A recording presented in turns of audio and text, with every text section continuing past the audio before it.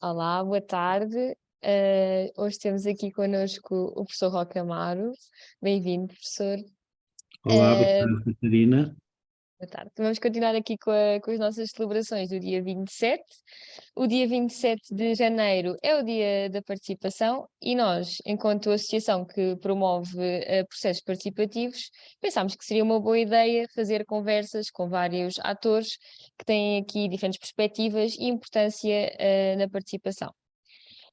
Por isso, vamos começar aqui a nossa conversa. Ah, o professor Rocamar é uma pessoa bastante conhecida aqui na área da economia social, e até na área da participação, mas se quiser fazer aqui uma pequena introdução sobre si. Não não vale a pena dizer muito, pronto, mas posso lembrar que sou professor associado jubilado do Departamento de Economia Política do ISCTE, Instituto Universitário de Lisboa, mas que ainda me encontro a dar aulas no Instituto de Políticas Públicas e Sociais do ISCTE, em duas pós-graduações, peço desculpa, que têm a ver com este tema. Uma é desenvolvimento comunitário, precisamente, e a outra é a economia social e solidária, cujas características apontam também para a questão da democracia participativa e, portanto, também desse ponto de vista tem a ver com participação, digamos. Mas além disso, e talvez mais relevantemente, a minha talvez mais ativa militância é nas dinâmicas comunitárias que existem em vários países, não só em Portugal, mas também em África, na América Latina, sobretudo na África e na América Latina, nomeadamente em processos de grupos comunitários, que Uhum. têm exatamente a ver com a questão da participação da comunidade na resolução dos seus problemas e das suas vidas, digamos assim. É suficiente isto, já disse demais, se calhar. Está ótimo. E assim, de uma forma geral, é uma pergunta um pouco ampla, mas o que é a participação para si? Ora bem, de facto, convém desde logo por explicar do que é que estamos a falar. A palavra participação pode ser usada em vários sentidos, eh, e no fundo tem a ver com o envolvimento de alguém em algum processo, digamos assim. Mas no sentido em que eu vou utilizar é uma coisa mais precisa do que isso, mais específica, porque a palavra participação aplica-se nos contextos por onde eu ando, nos quais eu reflito e sobre os quais eu ensino, refere-se essencialmente ao envolvimento ativo das pessoas das comunidades, das diferentes comunidades, nos processos que dizem respeito à sua vida, nomeadamente àqueles que podem melhorar as suas condições de vida, o seu bem-estar, o seu bem-viver, digamos assim, e por isso, embora se possa usar noutros contextos, como por exemplo o envolvimento dos técnicos em projetos, em reuniões, também se utiliza o verbo participar para isso, mas para mim o conceito específico e forte de participação tem a ver com a democracia participativa. E democracia participativa tem a ver com o envolvimento dos cidadãos e dos cidadãs nas suas comunidades, nas suas sociedades, e, em particular, com vista a responder aos seus problemas e a melhorar as suas condições de vida. Portanto, participação é o envolvimento de cidadãos e cidadãs na resposta aos seus problemas e na promoção dos seus sonhos e da sua vida e das suas condições de vida. Basicamente é isto. Obrigada. Sem dúvida que é uma ótima definição do que é participação. E de que forma é que usa a participação no trabalho e até, pronto, em atividades do dia a dia?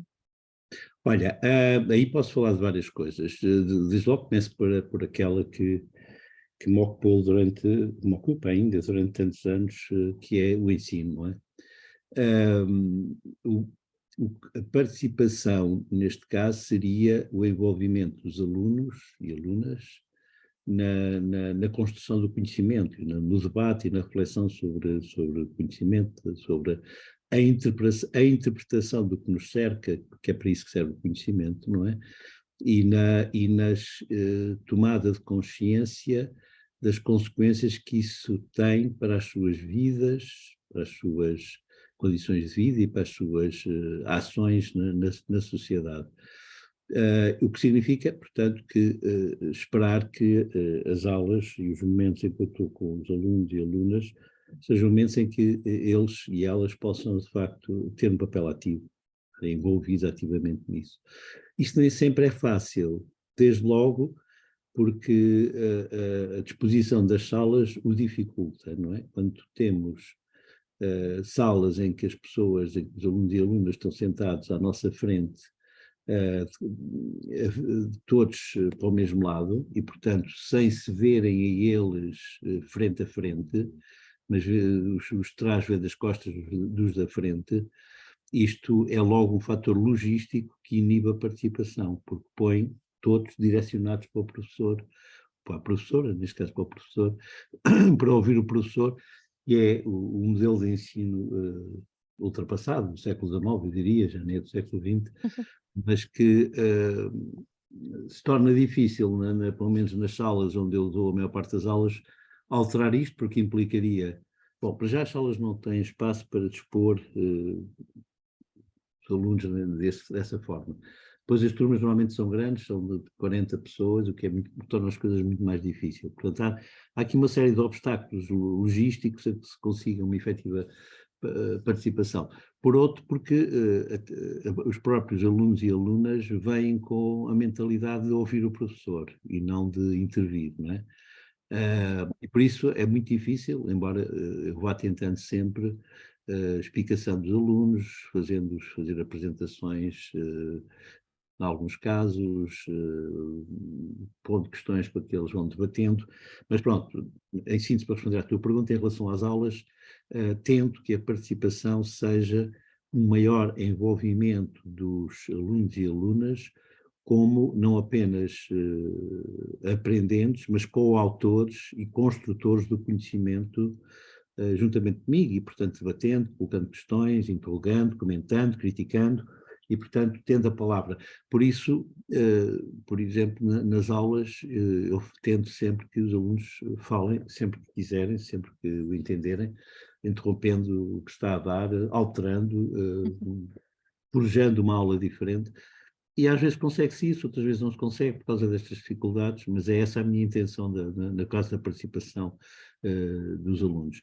Outro aspecto, já agora em relação ainda às aulas, é substituindo os velhos exames por trabalhos de grupo, para que eles possam participar na construção da avaliação, e fazendo com que, quando tem que haver testes ou exames, porque é obrigatório em alguns casos, eles sejam feitos com consulta, se tudo quiserem, para poderem exatamente terem uma lógica mais construtiva e participativa, e no caso até das pós-graduações e dos mestrados, dispondo de uma semana para responder às perguntas e tendo escolhas entre várias perguntas. Portanto, usando a escolha, usando a consulta, usando trabalhos de grupo, permitindo que eles possam fazer propostas não previstas pela avaliação e, portanto, situações de avaliação inesperadas, digamos assim, e ainda nos casos em que tenha que haver exame,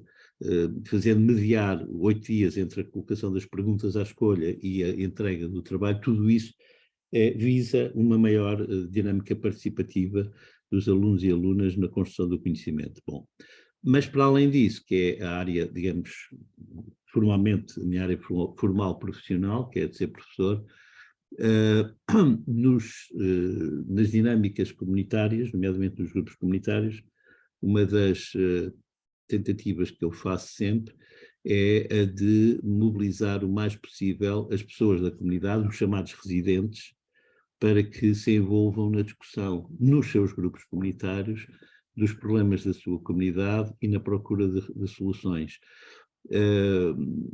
Porque não basta que os técnicos e técnicas façam isso, porque aí não temos uma verdadeira participação, temos uma parceria, o que não é mau, mas não é participação, e portanto é importante que nos grupos comunitários haja uma presença forte, central, nuclear, das comunidades, porque é assim que eles são participativos, não é? Porque senão, se temos entre aspas, participação dos técnicos dos grupos comunitários, na verdade não temos participação, temos a parceria, porque os técnicos representam instituições e obviamente articulam os trabalhos que fazem nessas instituições, e isso é interessante, é bom, é positivo, é uma parceria construtiva, mas não é participação na medida em que a participação refere-se ao envolvimento da comunidade, das pessoas. E, portanto, eu tento sempre, e às vezes sou chato e incomodo e desassossego, mas tento sempre que os chamados grupos comunitários tenham o maior número possível de moradores, de residentes, e criem as condições para que eles efetivamente participem nas reuniões e nas discussões, e portanto tento também aí, não é o meu trabalho, mas é uma coisa em que eu me envolvo, é uma grande militância minha, que nesses processos haja uma efetiva participação entendida, como eu disse antes, o envolvimento de moradores e moradoras na resolução dos seus problemas, a par e em interação com os técnicos e as técnicas que são a expressão das parcerias institucionais. Obrigada. Eu própria fui aluna do professor no mestrado de Economia Social e Solidária e posso confirmar que é verdade que existe muito este esforço de ter um ensino mais participativo e, aliás, foi no mestrado que encontrei este tipo de ensino em que nós éramos desafiados e inquietados a participar e a refletir, e isso realmente é muito bom e leva-nos a processos de pensamento e de ideias muito mais produtivos do que, lá está, o típico estar sentado na sala de aula e ouvir o professor a falar. Aqui já em jeito de terminarmos os nossos 15 minutos, porque o desafio era conseguirmos ter esta conversa em 15 minutos. Queria só perguntar qual Está à é vontade, Catarina, porque eu destinei o meu tempo agora para ti, portanto não há problema. Obrigada. Mas queria só perguntar então qual é que é a grande mais-valia dos processos participativos, assim, no geral, a grande mais-valia? A bem dizer, são várias, não é?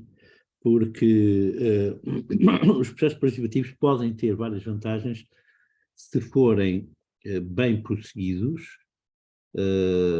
se houver, digamos, um reforço, um aprofundamento e um desenvolvimento desses processos, não é? Às vezes eles têm avanços e recuos porque há dificuldades, as pessoas muitas vezes também não querem participar porque é mais fácil reivindicar ou exigir, e não, porque participar implica exigir, mas implica também construir, não é? E, portanto, tem essa outra dimensão que é a da construção e não apenas a da reivindicação, se assim podemos dizer.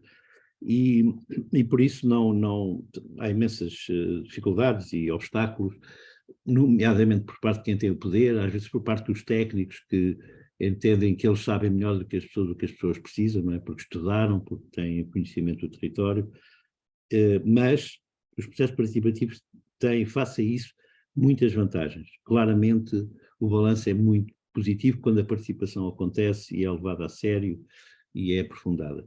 Primeira vantagem, consegue-se assim melhores diagnósticos, ou seja, com o olhar, a voz dos moradores que pertencem ao território, pertencem às comunidades, que são membros da sociedade, que estão mais permanentemente nela, com esse olhar adicionado ao olhar dos políticos e dos técnicos, claramente ficamos com uma visão mais rica dos problemas do território e da sociedade. E, portanto, primeira vantagem, melhores diagnósticos.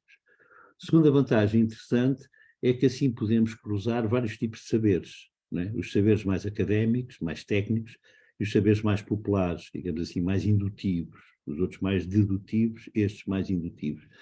E esta conjugação, este diálogo de saberes, é aquilo que o Boaventura de Sousa Santos chama uma ecologia de saberes, uma ecologia, uma conjugação, um conjunto ecológico de saberes, um sistémico de saberes, é outra vantagem, uma segunda vantagem. Portanto, pôr em diálogo diferentes tipos de saber, e todos têm a aprender com isso, quer uns, quer outros. Não é? E, portanto, é outro ponto importante. Depois a participação tem uma terceira vantagem, que pode promover uma maior eficiência na afetação dos recursos e na organização dos projetos. Isto porquê? Porque o envolvimento dos cidadãos e das cidadãs, faz com que os seus recursos, mesmo que muitas vezes ocultos, os seus saberes, as suas capacidades, os seus talentos, sejam postos em conjunto, sejam partilhados, digamos assim. E com isso pode haver ganhos de eficiência, nomeadamente muitas das tarefas podem ser feitas na base da militância dos cidadãos e cidadãs, do seu voluntariado, por exemplo, não é? E, portanto, não exigir que se contratem profissionais, por exemplo.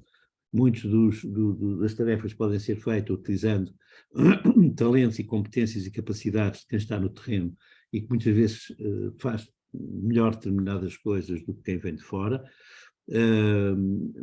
A participação, por outro lado, também permite um maior envolvimento dessas pessoas na realização dessas tarefas, e, portanto, uma maior conjugação de esforços, e, portanto, por várias razões, e para não me alongar, uma terceira vantagem é maior eficiência na afetação dos recursos nos trabalhos da comunidade, nos projetos da comunidade.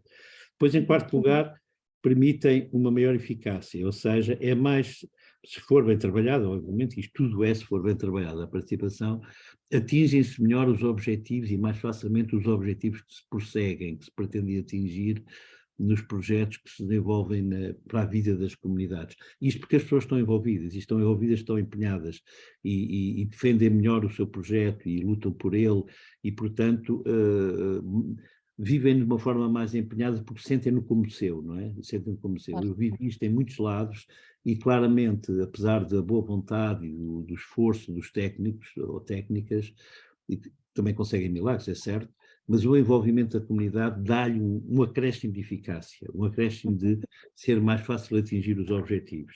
Depois, uma quinta vantagem é uma maior sustentabilidade dos processos, e exatamente porque são processos que a comunidade adere, se envolve, ela depois defende-os.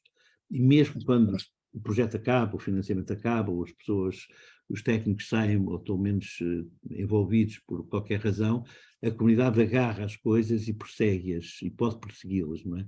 Já verifiquei isto em muitos lados, em muitos aspectos, em tudo aquilo em que a comunidade esteve envolvida, ela dá-lhe continuidade e defende depois o projeto como seu, não é? E isso permite claramente uma maior sustentabilidade. Depois, em sexto lugar, a participação é óbvio que reforça a responsabilidade das pessoas, ou seja, a cidadania, torna as pessoas mais responsáveis face à sua comunidade e face à sociedade e torna-as, por isso, melhores cidadãs e cidadãos como membros e atores da sociedade, digamos assim. E, portanto, melhora a cidadania, sem qualquer dúvida. Em sétimo lugar, consequentemente, é uma consequência do ponto anterior, este envolvimento, esta participação, este envolvimento das pessoas nos seus processos de vida, na sociedade, reforça os caminhos, os processos de democracia participativa. E assim, a democracia das nossas sociedades não se limita aos passos, aos episódios da democracia representativa, muitas vezes esgotam-se em eleições e depois são os eleitos que tratam do assunto e os eleitores desaparecem, não é? Pronto, a democracia representativa tem o seu papel, é importante, mas tem este inconveniente, não é? Os membros da sociedade basicamente existem no momento das eleições, porque depois entregam as decisões e o poder e as ações aos eleitos, não é? E podem, obviamente, estando intervir, fazer barulho, etc. Mas já não tem efeitos reais, não é? Só os votos é que têm efeitos reais. E, portanto, esta participação introduz na democracia das nossas sociedades processos e momentos de uma outra democracia, que é a democracia participativa, mais permanente, mais ativa, mais alargada, mais envolvente. E, portanto, a participação melhora a democracia. Digamos, democratiza a democracia, se assim podemos dizer. E isso é muito interessante, porque no momento em que estamos com a democracia em risco, por vários acontecimentos, por várias experiências, enfim, extremamente negativas desse ponto de vista, pelo aumento, nomeadamente, das forças da extrema-direita, que são, na verdade, contra a democracia, democratizar a democracia e melhorar a democracia é absolutamente essencial. E, portanto, a participação desse ponto de vista, eu diria que é um dos principais desafios políticos que nós temos para melhorar a democracia no século XXI. E, portanto, chamaria a atenção para isso. E, finalmente, não querer ser exaustivo, mas só referindo mais um ponto, que é, por tudo isto, pela eficácia, pela sustentabilidade, pela cidadania, etc., a participação melhora o desenvolvimento das sociedades, melhora as suas condições de transformação de vida, a dignidade, a sustentabilidade, no fundo, a vida das pessoas. E, portanto, melhor desenvolvimento também na base do desenvolvimento assente na comunidade, o chamado desenvolvimento comunitário. E, portanto, tem pelo menos estas 8 vantagens, há outras, mas estas para mim são as principais. Boa. Muito obrigada. São sem dúvida 8 vantagens muito importantes. Vamos dar aqui por terminada a nossa curta conversa, mas muito enriquecedora. É sempre muito enriquecedor ouvir o professor falar, ainda mais sobre participação, um tema tão importante como também já tinha referido, nos dias que correm. Dá-nos sempre vontade de fazer mais e é melhor e até de aprender mais e saber mais, porque nunca sabemos tudo. Claro, claro. E temos sempre e temos que estar sempre abertos a aprender cada vez mais. Muito obrigada mais uma vez por ter aceito o desafio Nada, Catarina, e foi um prazer, é sempre bom estar contigo, gosto imenso de estar contigo e, portanto, foi eu também bom. também, é sempre um prazer, sem dúvida. Obrigada, professor. Um beijinho, tá? Fica bem. Beijinhos. Tchau. É só este em princípio, tá?